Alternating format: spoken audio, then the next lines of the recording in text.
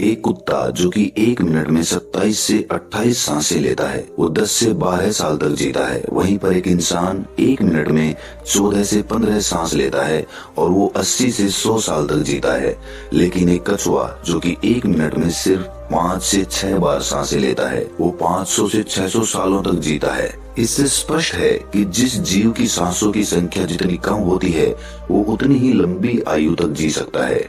इसी चीज को समझकर हमारे पूर्वजों ने सांसों की संख्या को कम और उसकी गहराई को ज्यादा करने के विज्ञान पर काम करना शुरू कर दिया था, क्योंकि वो समझ गए थे कि इंसान को जीने के लिए साल या महीने नहीं, बल्कि एक निश्चित संख्या में सांसें मिलती हैं और सांसों के लेने की गति को कम करके उम्र को लंबा किया जा सकता है।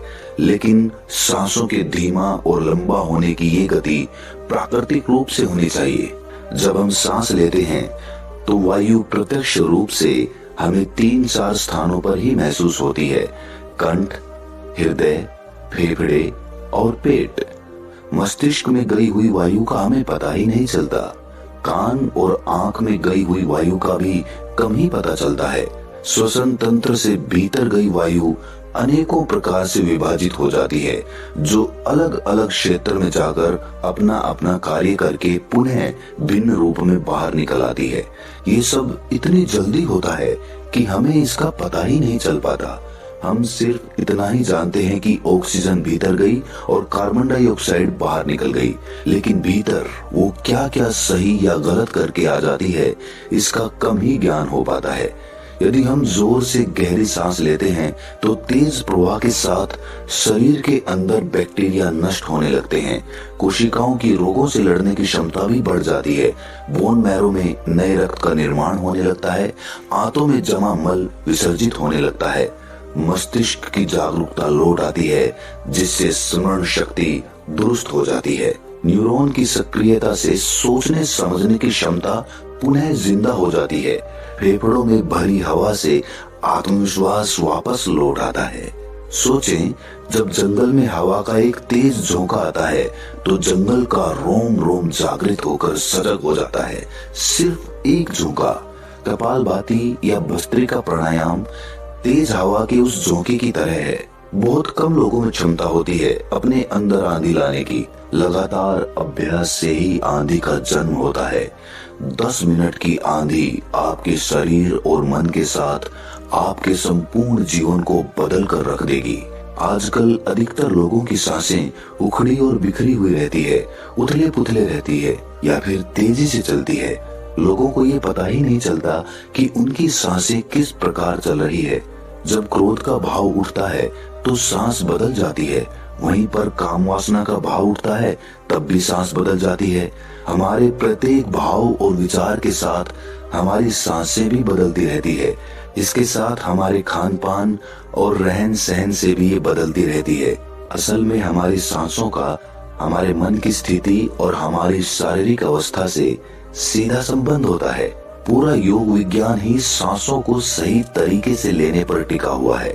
तो अगर हम सिर्फ अपनी सांसों को सही तरीके से लेना सीख जाते हैं तो हमारा जीवन जादू की तरह बदल जाएगा।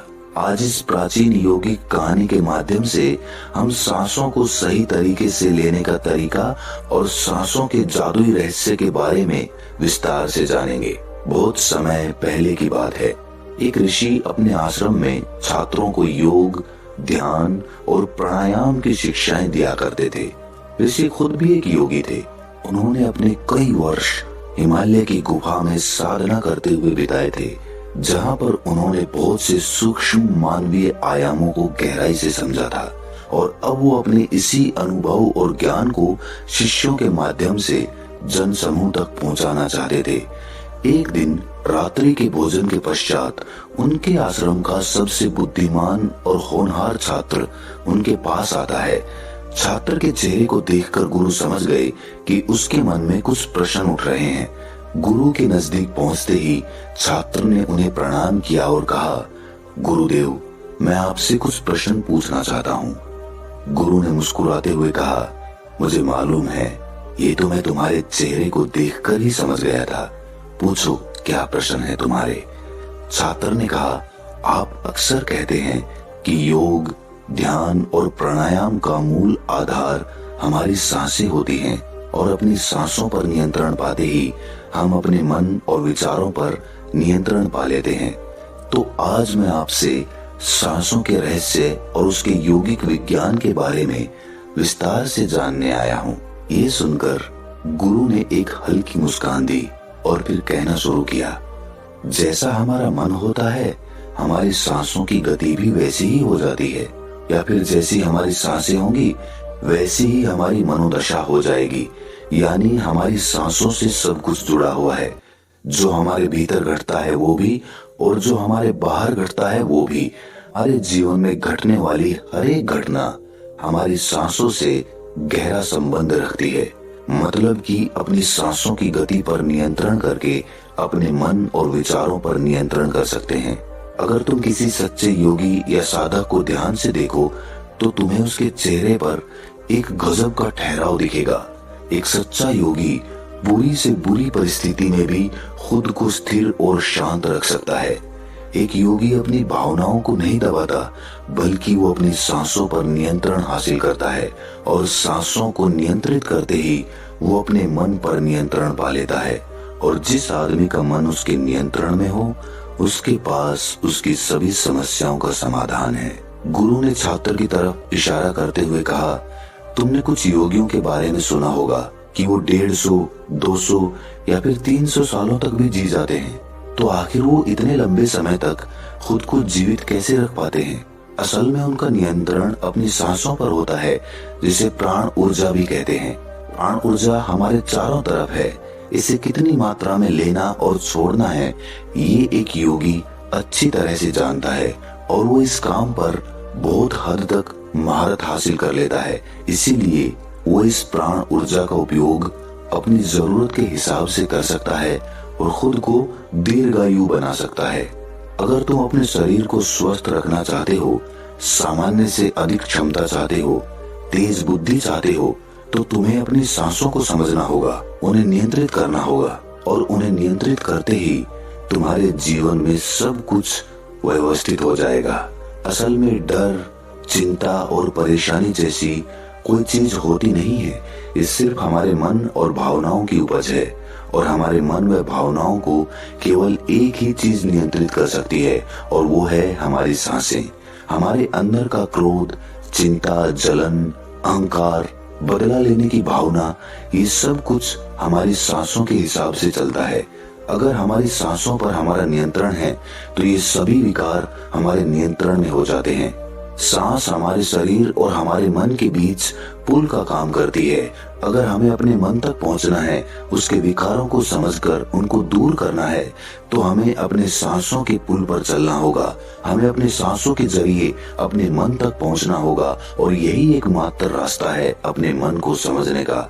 अगर तुमने कभी किसी बच्चे को सोता हुआ देखा हो तो तुमने अनुभव किया होगा, जब वो बच्चा सांस अंदर लेता है तो उसका पेट फूलता है और जब सांस छोड़ता है तो पेट पिचक जाता है। यानी कि एक बच्चा अपने पेट, अपनी नाभि से सांस लेता है, जो कि सांस लेने का सबसे प्राकृतिक और सही तरीका है। अपनी इस गहरी और लंबी सांस की वजह से बच्चे का मन उत्साहित और हल्का रहता है। उसका शरीर ज्यादा प्राकृतिक तरीके से काम करता है। तुमने देखा होगा, बच्चा अपने मन में किसी बात को ज्यादा लंबे समय तक नहीं रखता और ना ही वो किसी से ज्यादा लंबे समय तक गुस्सा रह सकता। अगर उसे किसी गलती पर डांट या मार दिया जाए तो वो कुछ समय बाद उसे भी भूलकर अपने खेल में मग्न हो जाता है। बच्चा इतना सरल इसीलिए हो पाता है क्योंकि उसकी सांसें प्राकृतिक रूप से चलती है, यानी नाभि से। बच्चे के शरीर को विकास चाहिए, विकास के लिए ज्यादा ऊर्जा और ज्यादा ऊर्जा के लिए ज्यादा लंबी सांसें चाहिए। इसीलिए प्रकृति ने उसे ज्यादा लंबी सांसें दी हैं। हालांकि ये लंबी सांसें हर मनुष्य को दी गई है, लेकिन इंसान ने अपने जीवन में कुछ अप्राकृतिक परिवर्तन कर अपनी सांसों को छोटा कर लिया है। वो पेट की बजाय अपने सीने से सांसों को लेता है। हम जितनी छोटी सांस लेंगे उतनी चिंता और बकवास से भरे रहेंगे। हमारी सांसें जितनी लंबी और गहरी होंगी हम उतने ही खुश और शांत रहेंगे। गुरु ने आगे कहा कि एक आदमी 1 मिनट में 14 से 15 बार सांसें लेता है। सांस का सीधा संबंध हमारी मन की स्थिति और हमारे शारीरिक कंपन से है।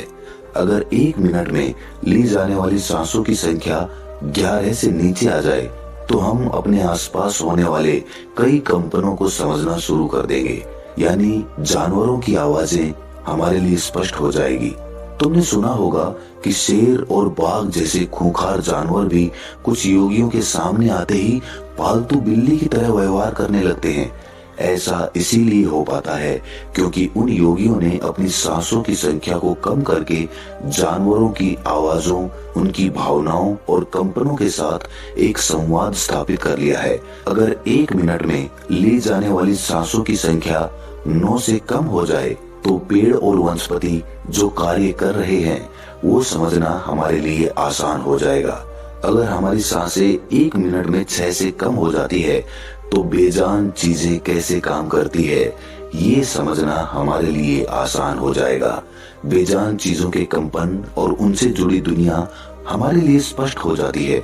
दूसरे शब्दों में कहा जाए तो ब्रह्मांड की प्रकृति समझी जा सकती है और ऐसी स्थिति पर पहुंचकर ही बहुत से योगी और ऋषि मुनि ब्रह्मांड के रहस्यों और उनमें घटने वाली घटनाओं की भविष्यवाणी कर देते हैं। हमारा शरीर जितना स्थिर होगा हम उतनी ही कम सांसें लेंगे।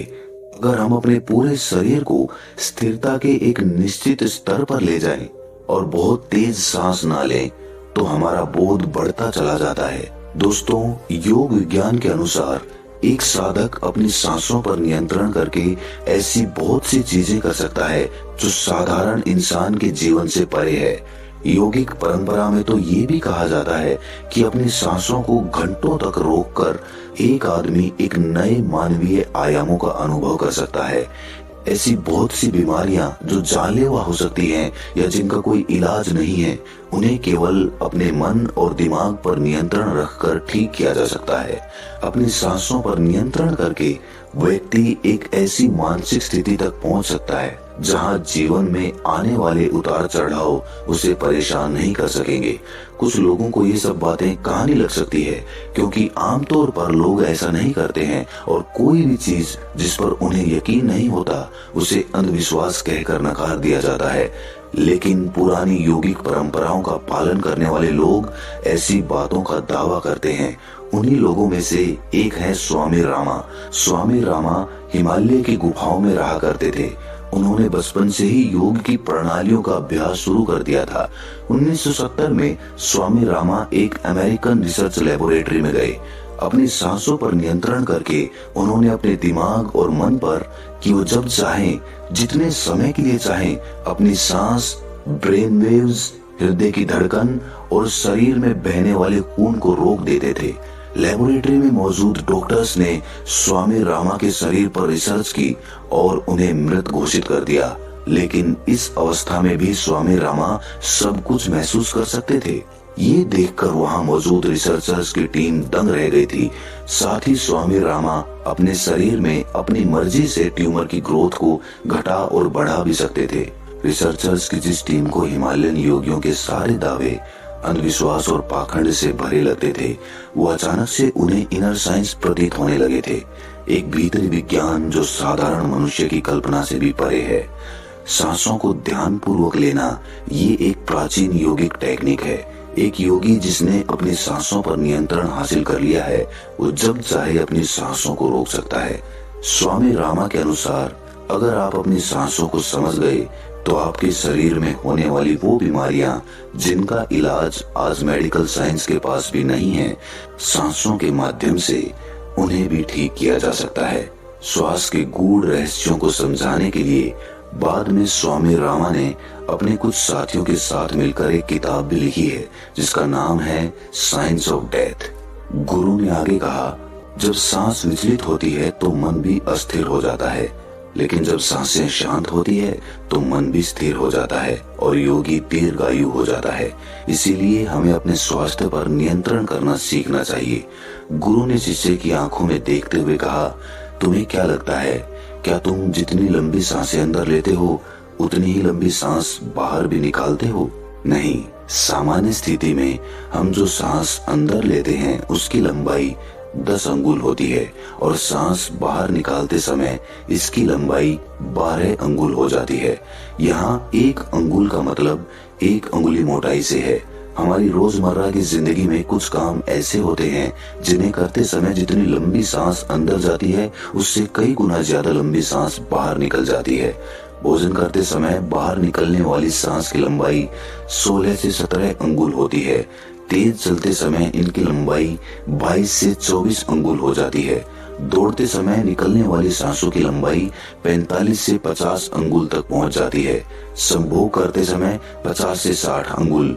सोते समय नींद में बाहर निकलने वाली सांसों की लंबाई 60 से 70 अंगुल तक पहुंच जाती है। इसीलिए हमारे शास्त्रों में काम और क्रोध पर नियंत्रण रखने की बात कही गई है, क्योंकि ये हमारी प्राण शक्ति को क्षीण कर देती है। श्वास को इंसान की प्राण शक्ति भी कहा जाता है। जब एक 200 वर्षीय व्यक्ति से उसकी लंबी उम्र का राज पूछा गया तो उसने 2 ही चीजें बताई। पहला, नाभि तक भरकर पूरी सांस ले, और दूसरा, रीढ़ की हड्डी को हमेशा सीधा रखें। साधारण सी लगने वाली ये दोनों बातें योग और प्राणायाम की दृष्टि से बहुत महत्वपूर्ण है।